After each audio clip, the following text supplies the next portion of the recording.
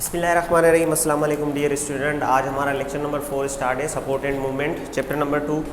तो last lectures के अंदर हमने डिस्कस किया था सेकेंडरी ग्रोथ के ऊपर, उसके बाद हमने कैम्बियम ग्रोथ भी देखा था। अब हम बात करेंगे मूवमेंट। तब तक बात चल रही थी सिर्फ सपोर्ट के अंदर, अब बात करेंगे मूवमेंट इन प्लांट। देखिए, हर ऑर्गेनिजम्स जो है अपने स्टिमुलस को क्या करता है, रिस्पॉन्ड करता है। स्टिमुलस यानी कि कोई भी इंटरनल या एक्सटर्नल चेंज को कहते हैं। अब प्लांट भी कुछ मूवमेंट्स दिखा रहा होता है, बट निस्बत जैसे एनिमल दिखा रहा है वैसे नहीं। एनिमल जो है इनमें और एनिमल्स में क्या डिफरेंस है, एनिमल जो है वो लोकोमोट करेगा और प्लांट जस्ट क्या करेगा, मूव करेगा। प्लांट एक फिक्स जगह पर है, वो सिर्फ अपनी ग्रोथ के पैटर्न को चेंज करेगा, ठीक है। अब प्लांट के अंदर दो टाइप्स की मूवमेंट होती है, एक होती है ऑटोनोमिक और दूसरी होती है पैराटोनिक मूवमेंट।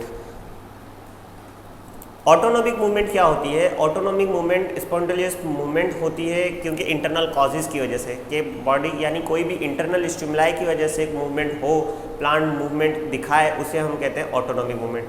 ये तीन किस्म की मूवमेंट होती है, एक होती है टैक्टिक, दूसरी होती है टर्गर और थर्ड है जो आपकी ग्रोथ मूवमेंट। सबसे पहले डिस्कस करते हैं टैक्टिक मूवमेंट को। टैक्टिक मूवमेंट क्या है? Movement of locomotion. अभी आपके दिमाग में ये आ रहा होगा कि अभी हमने बात की कि मूवमेंट लोकोमोशन तो प्लांट के अंदर होती नहीं है, तो ये लोकोमोशन कैसे?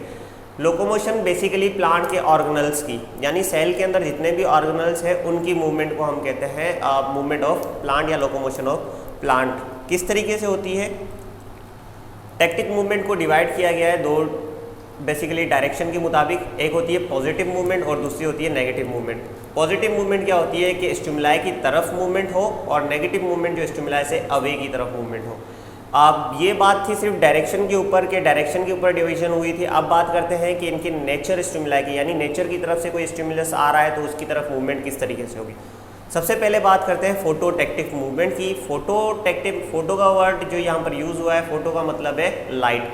अब टैक्टिव मूवमेंट यानी टुवर्ड्स लाइट या फिर away from the light movement होगी। अब मूवमेंट टैक्टिक की हुई है तो जाहिर सी बात है यहाँ पर मूवमेंट होगी किस चीज़ की, ऑर्गेनल्स की मूवमेंट होगी।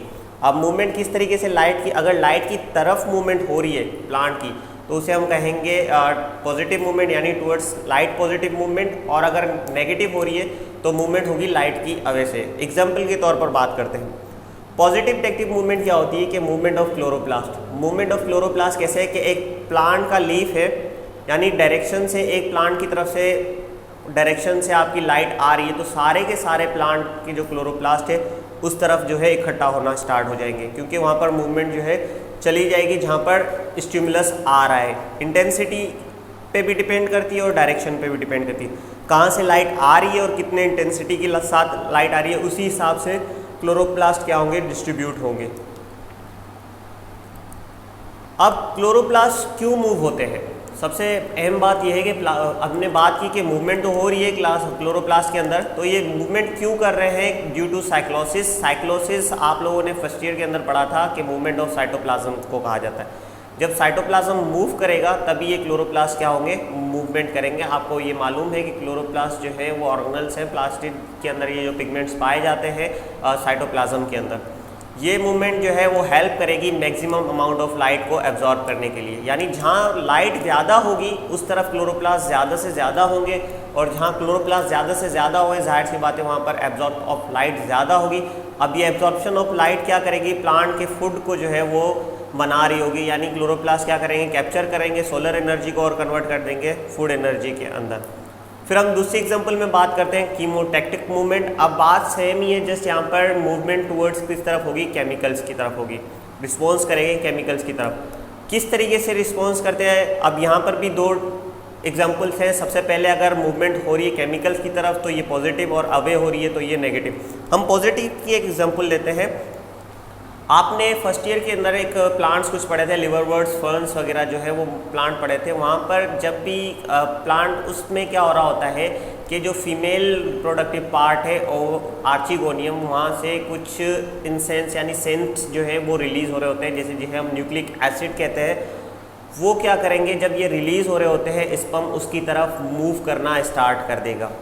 अब लिवरवर्ट्स के जो एंथ्रीडिया से जितने भी प्लांट के स्पर्म है वो वहाँ से निकल कर किस तरफ मूव कर जाएगा, आपके आर्चिगोनियम की तरफ मूव कर जाएगा, यानी ओवरी की तरफ मूव कर जाएगा। क्यों मूवमेंट कर रहा है उस तरफ, क्योंकि वहाँ से जो है केमिकल रिलीज हुआ है, क्या वो न्यूक्लिक एसिड। अब न्यूक्लिक एसिड की तरफ जो मूवमेंट हो रही है उसे हम कहते हैं कीमोटैक्टिव मूवमेंट। ये वो प्लांट्स की मूवमेंट है जो प्लांट्स शो कर रहा होता है अपने अंदर।